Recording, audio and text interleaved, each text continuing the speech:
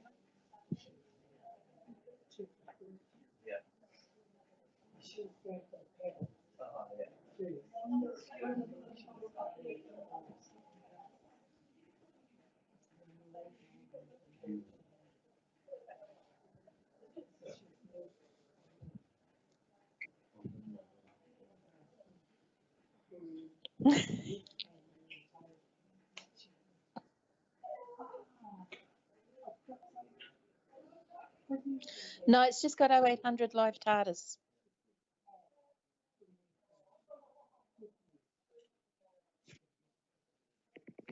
Really? Oh, Bristol.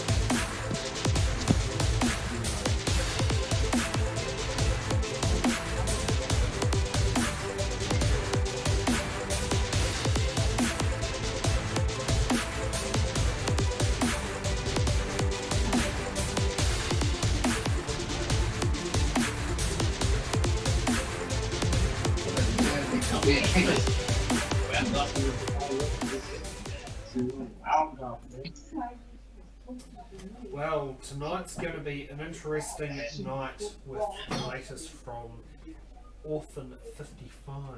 So we're going to be having a bit there. But just wondering, before we click for the opening credits, who noticed the experience of lagginess using Google Chrome? I had a bit of that today, and I'm wondering if there's a lot of people out there that when you use Google Chrome, does it sit there and lag? However, Firefox definitely sat there and solved the problem for me this afternoon when we show. So my first half of the show was a bit interesting. However, we got to sit down there and stop talking about how my experience of watching the episode and basically get the feedback with you. So we'll be having a bit of a lineup of what happened on RT's 9 questions. You can guess which RT it is. And we'll also then be joined by it later from our lucky guest, Huhana Hickey, who's better known as Doctor Who. Fire on. Kia ora.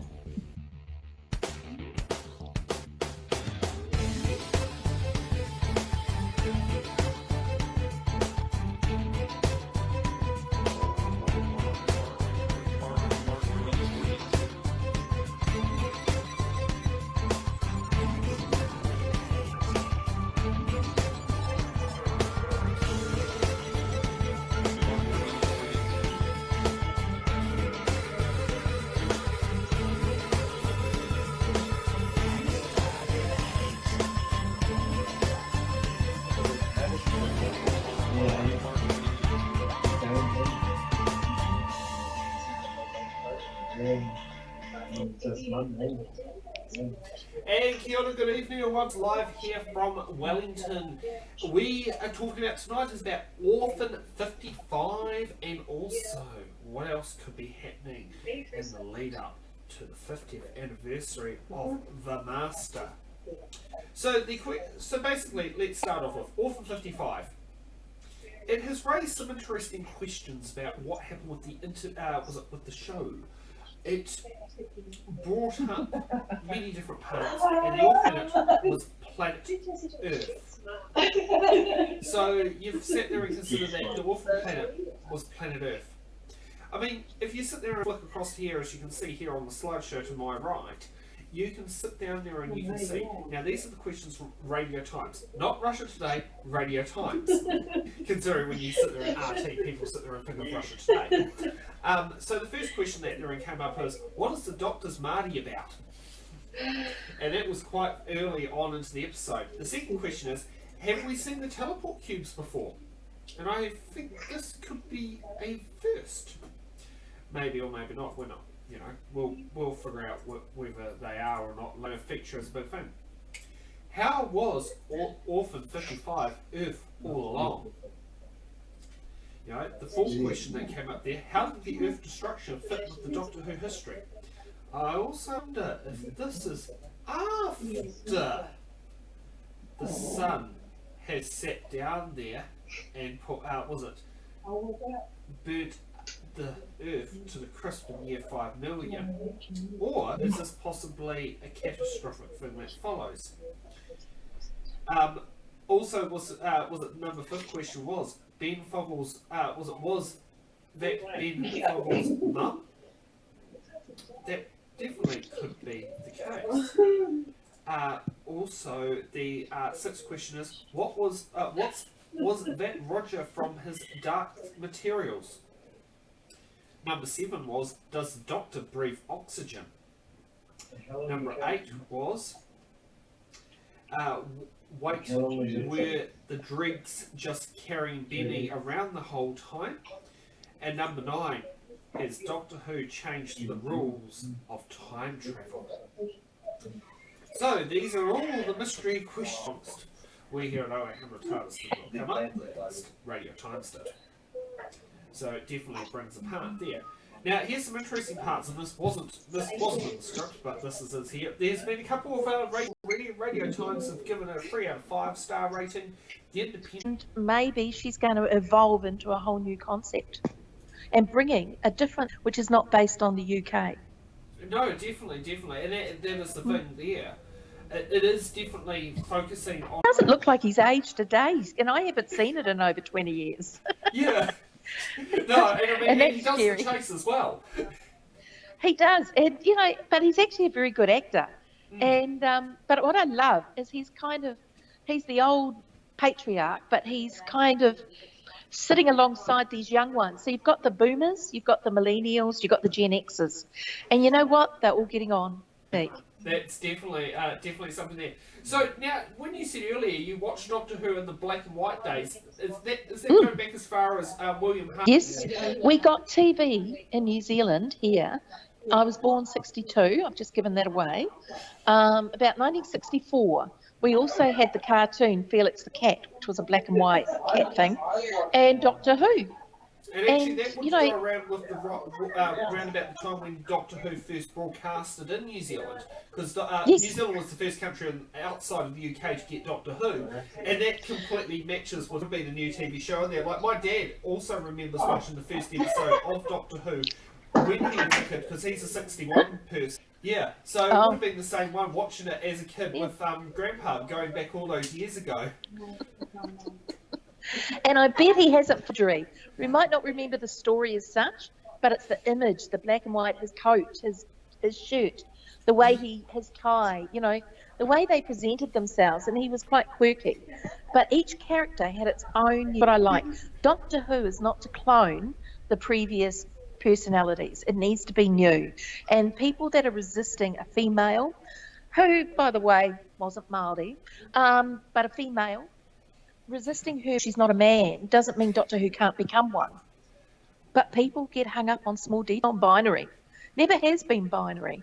No, and so... That is so true. I mean, you look at when they put Michelle Gomez as the Master, that really took the change. And now that they've put Sasha Duarte, just even shown that, the ethnicity part doesn't stay there. And who tackles tricky subject lines, right? Tackles the fact that... it hits on world events, so it might go in the past to World War II or whatever episodes those were, but I find the special effects, the costuming, the way it's all portrayed is just excellent now. Yeah, no, certainly. I do remember there was at one point Peter Jackson expressed interest in it as well. Yes. And he actually sat there and said he effectively was for, do it for the love of doing it, not for money. I know, odd, isn't it? That anyone would do it for love. There's such a following of Doctor Who that it's quite ironic that it's... I know. Because it's taken this long. I know. I mean, because I know both, was it William Hannafan, who we interviewed last week, and on our affiliates channel, Mark Who 42, who we're broadcasting as live right now, both of them, they were watching it when it was just like, that was a very big niche when they were watching Doctor Who. Not many people knew about it. It just shows, like, the big thing is, and now they're looking at it, and they're just looking at, see, how big is the standard over America? Because they were watching it during the, right through up until 89, when they, put it on the forever, either cancelled or the long hiatus. And I missed it. Yeah, I missed it heaps. Going with me, I mean, and see, that's something I never actually saw any of that over that period of time, because, I mean, I was born 1990, so I was born after the classic series, see any of the stuff, so there was that big, I was growing up in that Dell period, and then I remember going to the library getting a Doctor Who, was it DVD, and or video. Funny, the one that I got was the 5 Doctors. And my mum sits there and, like, remember watching it when I put it through the DVD player. My mum's going like, oh, I remember that. And, she kept referring to the person who plays Gal Platt on Coronation Street. Oh, she was a companion. Actually, I later found out she only appeared in one serial. Yes, she did. Yeah, but actually the companion that was running alongside was Kate Manning. Watching, for me, it was watching. Yeah, and so that was quite an interesting one. And then followed by, it was watching, for me, it was watching Doctor Who on UK TV. And on early parts of Prime, and what Domino's live in all those years ago. Yeah. Yeah. And oh, no. I mean, it became nights, we grab the popcorn, we get the loudspeakers out, we put up the big sheet or the big screen, and Ed still watches it. And, we don't do that as much anymore, but those were the days, because absolutely adored going over and over the old Doctor Who. And you can watch how they portrayed the TARDIS in the beginning to how the TARDIS is now. I'm not sure I like the new TARDIS yet, but I'll see how that goes. As I sit there and say, that's one of those things that kind of grows with time. I mean, even the old the old doctor's saying, I think the running gag goes and Troughton wants to start going, "You've decorated the TARDIS." I still don't like it. And I think that's the thing. I mean, that's what I love. I mean, yeah, I'm excited at the plot. I'm excited at the storylines, the graphics, the topics that it's covering, and I'm hoping they don't give up on it. Because one of my biggest fears is we get Doctor Who, and then no more, and I don't want to lose that ability to have access to Doctor Who. I guess a borderline boomer millennial, or Gen X or whatever. And I to play with the technology. Yeah, I think Gen X, but I couldn't imagine a life without Doctor Who on my screen at least once a year. And I've been hanging out for these episodes to the point I've been generally screaming at the company to hurry up and get it done. Stop being so fussy. Oh. But now I see why. It was worth it. It was worth it. And you probably say it's a good thing that TVNZ has the broadcast. Actually watch it live on demand as soon as it broadcasts live in the UK. Well, I've been getting very short with them because I've lost Call the Midwife, Doctor Who, and it was like, well, come on, guys, it's already aired in the UK. When's it coming on here? So I was pleased to see that they put Doctor Who on straight after it's aired in the UK, and it's a start. So here's hoping, because we need access to that. I think not only because it's a great show, for all true sci-fiers, they know a storyline like that. I'm also a Star Trek fan, simply because they tackle the tough issues and don't go shooting every alien up, but actually try and engage and understand. And that's what I want Doctor Who to teach the next generation. You know, we're losing some value, and TV unfortunately exists, and but the reality is we can use it in a way that gets people thinking. And that's what I'm hoping she gets to do. Yes, as they say, question more and broaden your knowledge. Yes. Now, one thing is, if there's any historic significant event in New Zealand, yes, which one would be appropriate for a Doctor Who episode? Oh, Tarawera, Parihaka. I think Parihaka would be amazing. Can you imagine having Te Whiti reanimated, the movement of the time and the pacifist movement that existed before? Can you imagine looking at it from their lens, their eye? It would be fantastic, and maybe challenge colonisation at the same time. Maybe she can, bring a different angle in. I don't know, but I would love to see Parihaka. I'd love to see Tarawera because it fits an alien story quite well. Oh, the pink and white terraces would be brilliant to kind of see, put a human digital feel to it, which is because we've got the mental images in our head of what they look like, but imagine just holy heck. Well, can you imagine if we did that and brought in the myth of the Taniwha? Imagine if they recreated that as an alien, and the Taniwha was the very one that created the Tarawera eruption. Ooh. See it in the 1800s, all those costumes, gorgeous costumes, beautiful warm day, and the Taniwha are rumbling, or something's happened to offset the atua papatua nuku ranganui.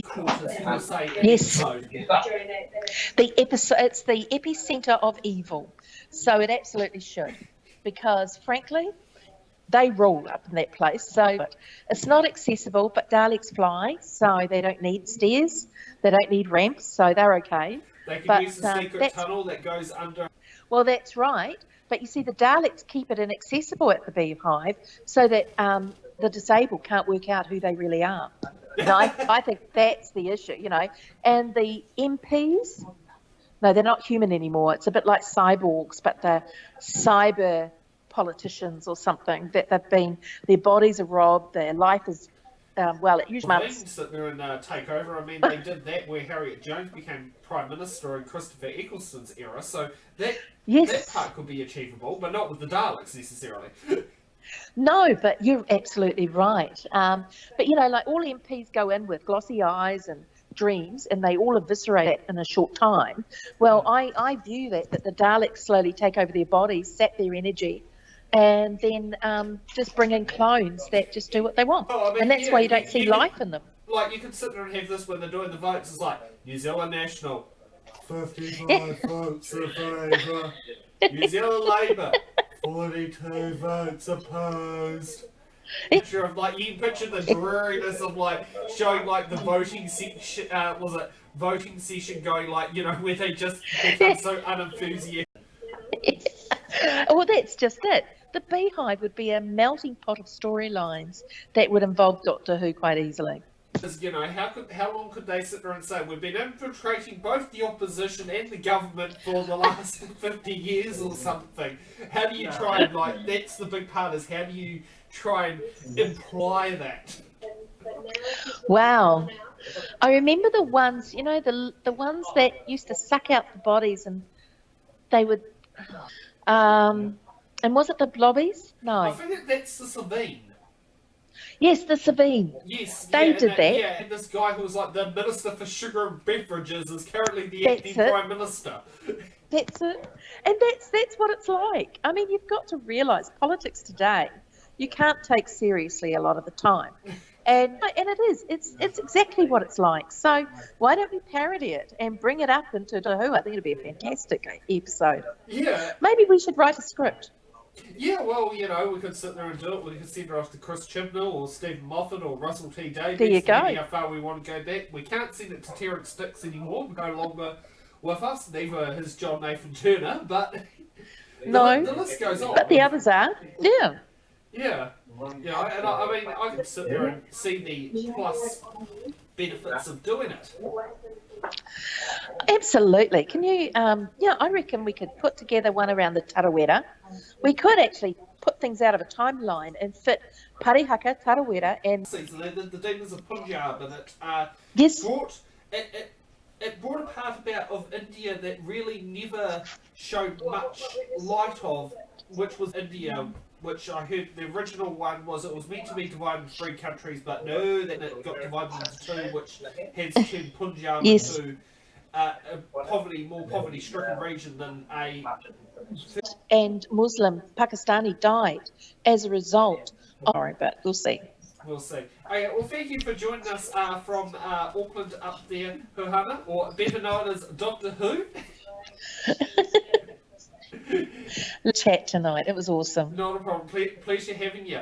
And for have we got a channel that us fans can follow you on? Yeah, I think it's, I'm not sure. I think it's at Huhana62. At Huhana62. Okay, well, thank you for Yeah. that. And also, if you want to sit there and follow me on Twitter, my handle is at 0800 Tardis, or if you want to follow me on Instagram, Yes. you can follow me on Sam the Man with the Plan. Thank you for joining us from here from the team of 0800 Tardis, and we'll look forward to seeing you next Monday with the latest on the news around here, and we'll see who's mystery guest. Thanks for joining us. Bye bye. There you go. All done.